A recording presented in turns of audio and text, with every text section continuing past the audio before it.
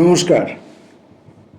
আগের দিন 24তম পর্বে আপিলা চাপিলাতে অশোক মিত্র সাহেব তার প্রথম নির্বাচনে অংশগ্রহণ উপলক্ষে দাঁড়ানোর কথা বলেছেন এবং নির্বাচনে দাঁড়িয়ে তিনি সাধারণ মানুষের সঙ্গে, জনসাধারণের সঙ্গে, প্রত্যন্ত মানুষের সঙ্গে, গরিব মানুষের সঙ্গে, গ্রামীণ মানুষের সঙ্গে, শ্রমজীবী মানুষের সঙ্গে পরিচিত হচ্ছেন এবং তাদের যে পার্টির প্রতি আনুগত্য, তাদের যে পার্টির প্রতি ভালোবাসা, তাদের যে পার্টির প্রতি নিষ্ঠা, তারা কতটা পার্টির জন্য সেইটা তিনি উপলব্ধি করছেন তার জীবনে সম্ভবত প্রথম। কারণ তিনি একথা স্বীকার করছেন যে তারাই প্রণম্য। আজকে আমরা পর্ব 25 থেকে পড়া শুরু করব। ফিরে যেতে হয় 77 সালের নির্বাচন ঋতুতে।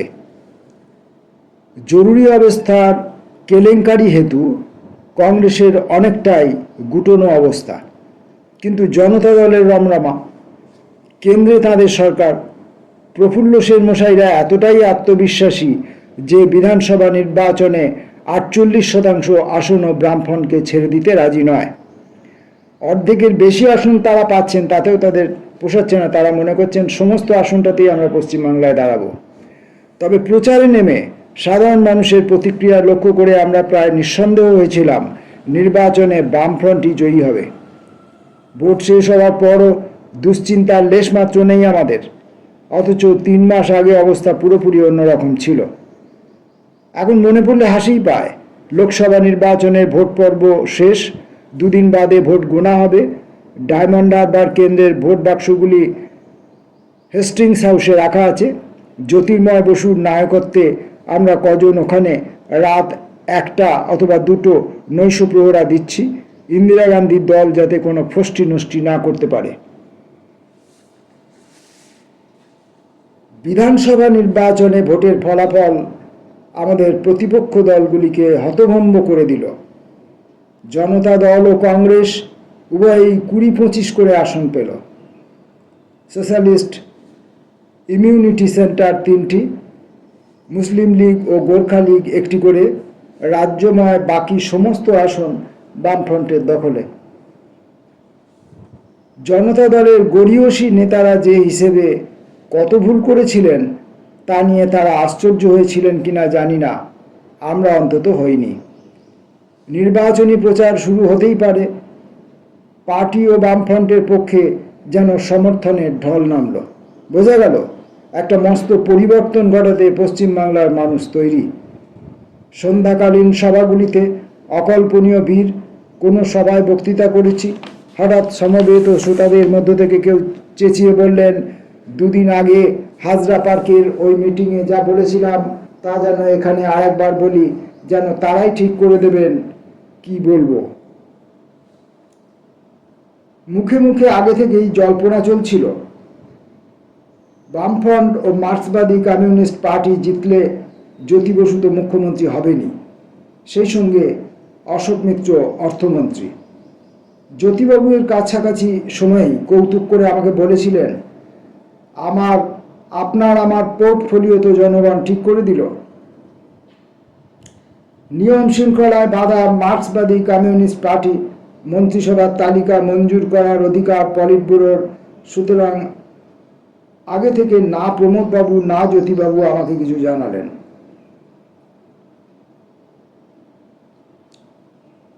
সব ফল বেরিয়ে যাওয়ার পর জ্যোতিবাবু একদিন সকালে ডেকে বললেন, সরকার গঠনের ব্যাপারে ও ভোট অন অ্যাকাউন্ট নিয়ে আলোচনার জন্য বিকেলের দিকে রাজ্যের মুখ্য সচিব ওর বাড়িতে আসছেন, আমিও যেন উপস্থিত থাকি।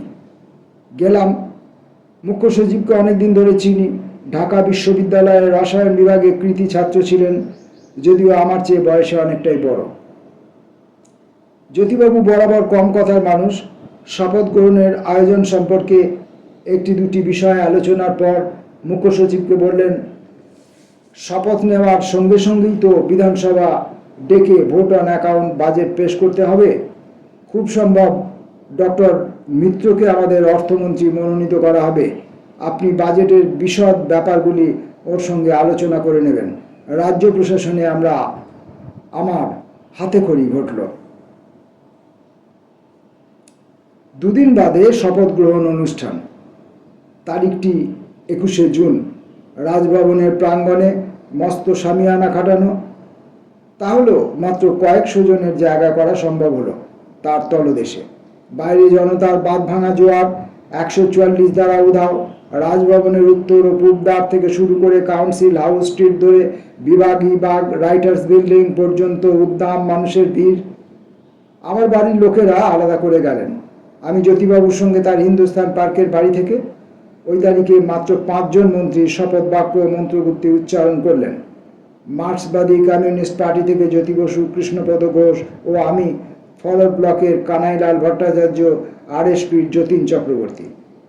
যে 4 জন সেদিন জ্যোতিবাবুর সঙ্গে শপথ নিয়েছিলাম তাদের মধ্যে একমাত্র আমি এখন ধরাধামে আছি।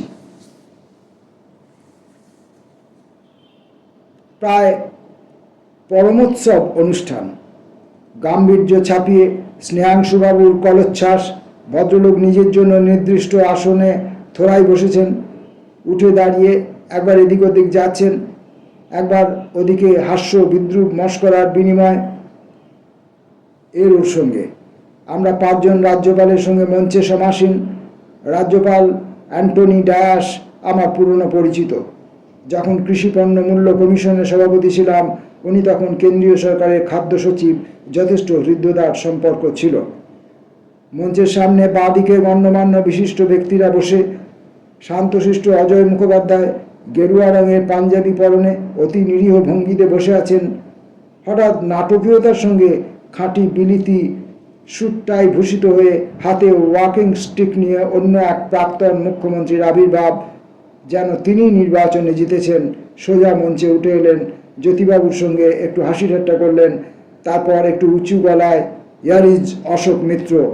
অনিচ্ছা সত্ত্বেও করমর্দন করতে হলো।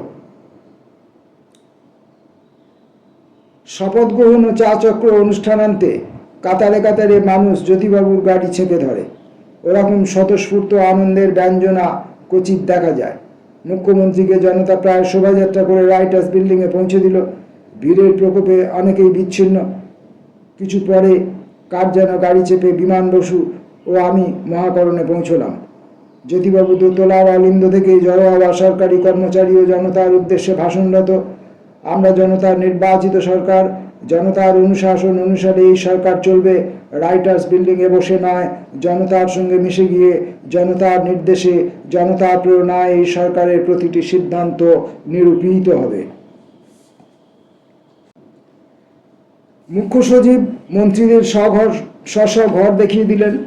একটু বাদে সবাই মুখ্যমন্ত্রীর ঘরে সমবেত হলাম। মন্ত্রিসভার প্রথম বৈঠক। 10 মিনিটের কিংবা তারও কম সময়ের জন্য 2টি সিদ্ধান্ত গ্রহণ করা হলো জ্যোতিবাবুর প্রস্তাব অনুযায়ী। প্রথম, সমস্ত রাজবন্দীদের অবিলম্বে বিনা শর্তে মুক্তি। দ্বিতীয়, স্নেহাংশুকান্ত আচার্যকে রাজ্যের অ্যাডভোকেট জেনারেল হিসাবে মনোনয়ন।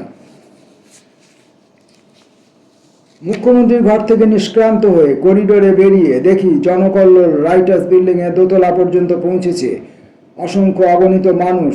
এই দিনটি তাদের জনগণের, তাদের আনন্দ ধরে না। চেঁচাচ্ছেন, গাইছেন, নাচছেন, পরস্পরকে ঠেলছেন। হঠাৎ তাকিয়ে দেখি আমার এক নিকটাত্মীয়া জ্যোতিবাবুর বাড়ির লোকেদের সঙ্গে পরম নিশ্চিন্তে যত্রছত্র ঘুরে বেড়াচ্ছেন রাইটার্স বিল্ডিংয়ে পরিভ্রমণ করে। তার বোধহয় সেই দিনই প্রথম ও শেষ। প্রথম কটা দিন নিজের গাড়ি নিজেই চালিয়ে মহাকরণে গেলাম। তবে বুঝতে পারলাম সেটা চিরস্থায়ী বন্দোবস্ত করা সম্ভব নয়।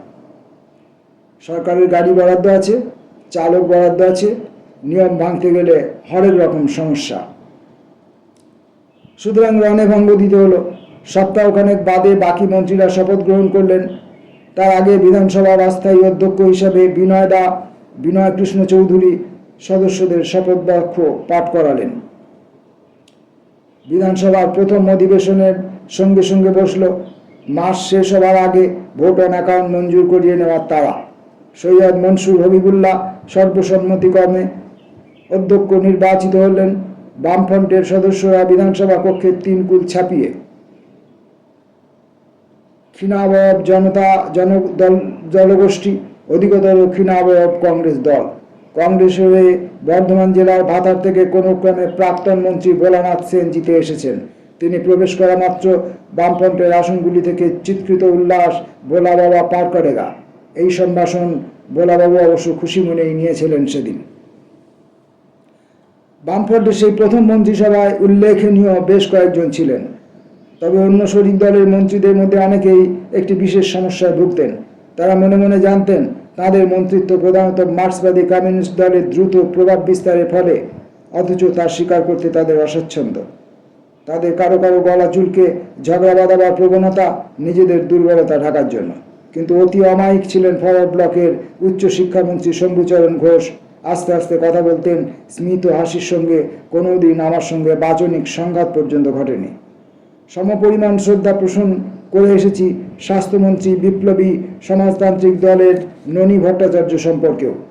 অনুশীলন দলের প্রাচীন সদস্য, অকৃতদার, পার্টি দপ্তরি জীবনযাপন, নিজের পার্টির প্রতি অক্ষয় আনুগত্য, মার্ক্সবাদী কমিউনিস্ট পার্টি সম্পর্কে চাপা বিক্ষোভ, তবে কোনোদিনই তাকে শিষ্টাচারের বাইরে যেতে দেখিনি।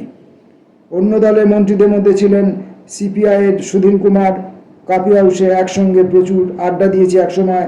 আমার অনেক বন্ধু, তাঁরও ঘনিষ্ঠ বন্ধু। একদা সৌমেন্দ্রনাথ ঠাকুরের শিষ্যত্ব করতেন।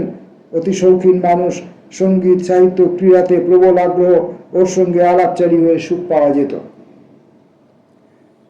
দলের মন্ত্রীদের মধ্যে বিনয়দার উপদেশ পরামর্শের একাধিক উল্লেখ পরে আমাকে করতেই হবে। ইতিমধ্যে কয়েকজনের কথা বলি। প্রথমেই বলতে হয় তখনই অতি বৃদ্ধ নিখাত ভালো মানুষ প্রভাস রায়ের কথা। 24 পরগনা অঞ্চলে যারা একদা তিল তিল করে কমিউনিস্ট পার্টি করেছেন, তিনি তাদের অন্যতম। তেভাগা আন্দোলনের প্রবাদ পুরুষ, বহু বছর কংগ্রেসে ছিলেন, প্রাদেশিক কংগ্রেসের দায়িত্বপূর্ণ পদেও। তবে তখন থেকেই মনে প্রাণে মার্ক্সবাদী, বাইরে থেকে অথচ বোঝবার উপায় ছিল না। পুরোনো আমলের কংগ্রেস নেতা বিপিন বিহারী গাঙ্গুলির খুব কাছের মানুষ ছিলেন প্রভাসদা।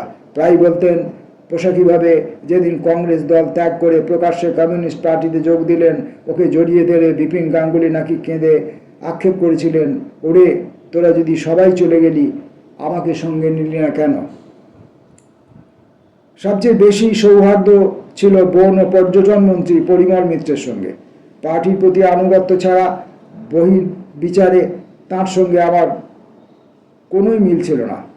তেমন বেশি দূর লেখাপড়া করেননি, স্থূলকায়, মাথায় মস্ত টাক। জলপাইগুড়ি জেলায় বহুদিন ট্রেড ইউনিয়নের কাজ করেছেন। তার পিতৃদেব বোধহয় জলপাইগুড়িতে রেলের স্টেশন মাস্টার ছিলেন। পরিমলবাবু ছাত্রাবস্থা থেকেই কমিউনিস্ট পার্টিতে, প্রথম জীবনে জ্যোতিবাবুর সঙ্গে রেলওয়ে ওয়ার্কার্স ইউনিয়ন সংগঠন করেছেন। মজা করে বলতেন, সেই পর্বে জ্যোতিবাবু অতিশয় হতকুচ্ছিত বক্তৃতা দিতেন। পরিমলবাবু 30 বছরেরও বেশি সময় ধরে বাংলার তরাই অঞ্চলে চা শ্রমিক আন্দোলনের দায়িত্বে। সিপিআইএম এর জন্মের প্রথম অবস্থা থেকেই ওই জেলার সামগ্রিক নেতৃত্বে ছিলেন সুবোধ সেন ও গোবিন্দ কুণ্ডুর সঙ্গে। তিনজনই অল্পতে চটে যেতেন, কিন্তু তিনজনই নিকষ ভালো মানুষ, পার্টি অন্তঃপ্রাণ। তিনজনের কেউই বিয়ে করেননি, পার্টিই সংসার। এখন এদের মধ্যে একমাত্র গোবিন্দ কুণ্ডুই আছেন, তাও অসুস্থ। পরিমলবাবু স্পষ্ট কথা বলতেন, আমার সঙ্গে তাই সহজে ঘনিষ্ঠতা হয়ে গেল। মন্ত্রী থাকাকালীন রাজ্য জুড়ে বৃক্ষরোপণের যে উদ্যোগ তিনি নিয়েছিলেন, তার সুফল এখন পশ্চিমবঙ্গের বহু মানুষ ভোগ করছেন। বেশ কয়েক বছর রাইটার্স বিল্ডিংয়ে এটা প্রায় নিত্য নৈমিকতা হয়ে দাঁড়িয়েছিল। আমি সকাল 8:30টায় মহাকরণে পৌঁছে 2 ঘন্টার জন্য জমা ফাইল দেখা ও অন্যান্য বকেয়া কাজ সেরে নিতাম। 10:30 নাগাদ মন্থর গতিতে হেলে দুলে দরজা ঠেলে পরিমল মিত্রের প্রবেশ। প্রায় সঙ্গে সঙ্গেই ঢুকতেন সত্যব্রত সেন। সপ্তাহে 6টা দিন সকাল 10:30 থেকে 11টা পর্যন্ত ত্রয়ী আমাদের নির্ভেজাল আড্ডা। তার সঙ্গে যুক্ত হতো নানা প্রসঙ্গে মতবিনিময়, প্রতিবিনিময়, চা কফির সামান্য সমাহার। আমরা আজকের এই 25তম পর্বের পাঠ এই পর্যন্ত রেখেই আমাদের শেষ করতে হচ্ছে, কারণ 25তম পর্বটা সম্পূর্ণটা করতে গেলে ভিডিও অনেক বড় হয়ে যাবে। আমরা পরের দিন প্রশান্ত সুর মহাশয়কে নিয়ে পরবর্তী প্রসঙ্গে আসব। আজকের মতো এই পর্যন্ত, নমস্কার।